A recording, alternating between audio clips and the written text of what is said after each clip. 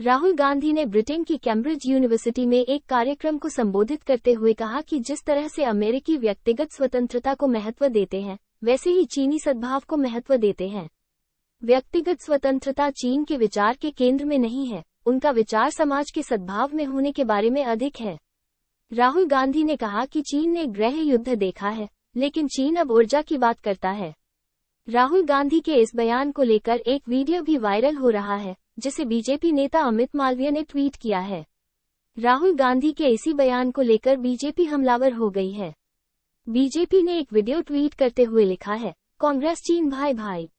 वहीं असम के सीएम हेमंत बिस्वा शर्मा ने ट्वीट करके कहा, पहले विदेशी एजेंट हमें निशाना बनाते हैं, फिर विदेश जमीन पर अपने ही हमें निशाना बना रहे हैं।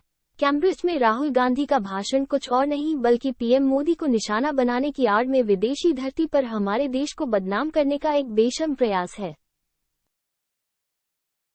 So before I start, I'd like to thank the University of Cambridge. I studied here and it gave me a lot in terms of knowledge, in terms of understanding. So it's quite a big deal for me to be standing here. I've sat there. I'd like to thank the Judge Business School, the Dean, the faculty and students, and I'd especially like to thank Professor Rao for having me here. I thought I would speak a little bit about India, about what is going on in India, and that's the Bharat Jodo bit. So we can start with the Bharat Jodo.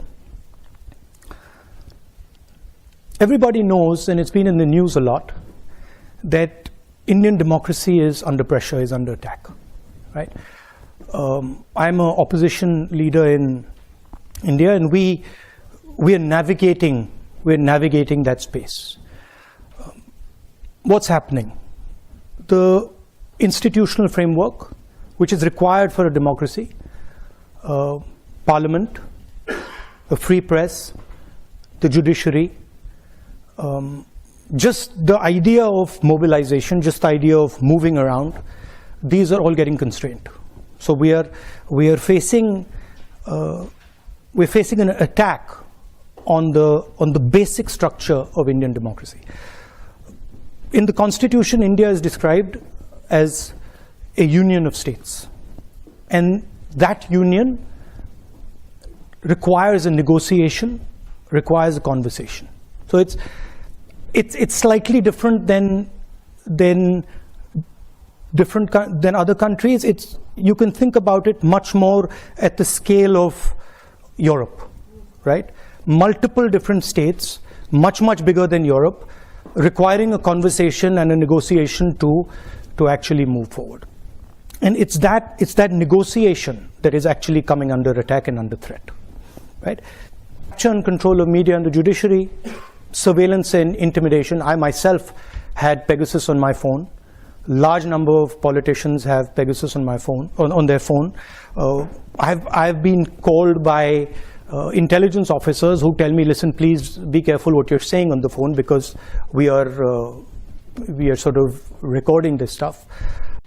ये शायद राहुल गांधी जी और Congress party स्वीकार नहीं कर पाई, ना वो लोगों का मैंडेट स्वीकार कर पाए, एक के बाद दूसरी हार को शायद राहुल गांधी स्वीकार नहीं कर पाए, और ये जो कल के नतीजे तो अपने आप दिखाते हैं कि कैसे लोगों ने बार बार नरेंद्र मोदी जी में अपना विश्वास व्यक्त किया है। पेगासस पे राहुल गांधी जी की क्या मजबूरी थी कि उन्होंने अपना मोबाइल फोन जमा नहीं करवाया, और वो नेता जो भ्रष्टाचार के चलते बेल पर है, ऐसा क्या था उनके मोबाइल फोन पे जो उनको अपना छिपाने की जरूरत थी? वो और अन्य नेताओं ने अपना मोबाइल फोन क्यों जमा नहीं करवाया? बार बार झूठ बोलना, विदेशी धरती का इस्तेमाल करना, विदेशी दोस्तों का, विदेशी एजेंसियों का इस्तेमाल करना, ये आदत सी बन गई है और भारत को बदनाम करने की आदत बन गई। ये नफरत राहुल गांधी जी की प्रधानमंत्री के खिलाफ तो हो सकती है, लेकिन देश को बदनाम करने की यह साजिश बार बार जो विदेशी धरती से होती है, कभी विदेशी दोस्तों के माध्यम से होती है, यह अपने आप में प्रश्न चिन्ह खड़ा करता है कि कांग्रेस का एजेंडा क्या है।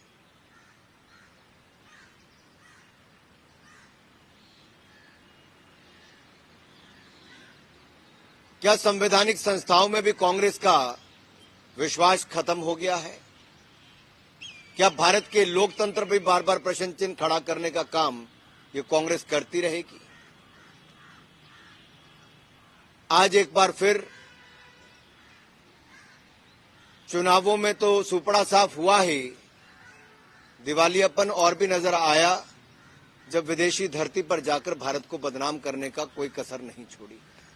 तो जब सुप्रीम कोर्ट में पेगासस का मामला चल रहा था तो सरकार ने कोऑपरेट क्यों नहीं किया कमेटी के साथ? उसका जवाब दें। और पेगासस के विषय में जब खबरें छपती थी तो क्या सिर्फ हिंदुस्तान के भौगोलिक क्षेत्र के लिए ही छपती थी? विदेशियों ने पढ़ा नहीं होगा कि आप क्या क्या करते थे? और जब आप विदेश की एक कंपनी का इस्तेमाल का दुरुपयोग अपने देश के विपक्ष के खिलाफ करते थे, तब नहीं सोचा था आपने कि विपक्ष की ये विदेश की कंपनी है? आज विदेश याद आ रहा है इन्हें। जब प्रधानमंत्री विदेश में जाकर कहते थे, कहा था उन्होंने कि मुझे वहां भारत में लोगों को पैदा होने में शर्म आती थी, तब नहीं सोचा था उन्होंने कि ये विदेश की धरती है। ये क्या नया शिगुफा छोड़ रहे हैं, विदेश की धरती है, विदेश की धरती है? हिंदुस्तान में छपने वाली खबरें भी तो विदेशी पढ़ते हैं। सर ये सवाल पेगासस पे बीजेपी की ओर से पूछा जा रहा है कि जब फोन मांगा गया था जांच के लिए तो सबमिट क्यों नहीं किया उन्होंने? बिना मांगे उन्होंने सब कुछ कर तो दिया हमारे पेगासस डाल के, तो मांग कर और क्या मिल जाता उनको हमसे? खुद तो इन्होंने कोऑपरेट किया नहीं कमेटी के साथ, सरकार ने। ये तो ऑन रिकॉर्ड सुप्रीम कोर्ट में दर्ज है कि सरकार ने सहयोग देने से इनकार कर दिया। तो जवाब तो इन्हें देना है, हमें थोड़ा ही देना है। आप गलत काम भी करें और आपके गलत काम के विषय में हम कुछ बोलें तो आप हमें आंखें भी दिखाएं।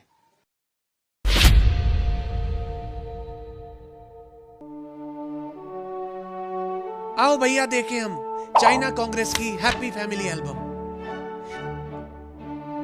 भैया China is not a bad nation, दिया है उन्होंने कांग्रेस को डोनेशन, तभी तो भैया इतनी बड़ी हो गई राजीव गांधी फाउंडेशन। भैया India China free trade agreement तो था बहाना, अरे $3 लाख से भरी बोरी को था घर पे लाना। ये था चाइनीज अंकल के साथ हमारा सीक्रेट MOU, मम्मी ने मना किया है टू टेल यू, पेज पलटो। भैया भले ही सरहद की लड़ाई हो, I am not very keen, I am more interested in Chinese chowmein. मजा आया। अरे अरे अधीर रंजन ने गलती से किया चाइना के अगेंस्ट ट्वीट, फिर मैंने आनंद शर्मा जी से करवाया एक ट्वीट, वेरी स्वीट। भैया भले ही तवांग में हमारे फौजियों की हो गई पिटाई, मगर फिर भी कांग्रेस चीनी भाई भाई हम साथ साथ हैं। अरे अरे पेज खोलना था, बोल नहीं, पलटो इसको पलटो। वीडियो देखने के लिए धन्यवाद। नई वीडियो की नोटिफिकेशन के लिए चैनल को सब्सक्राइब करें।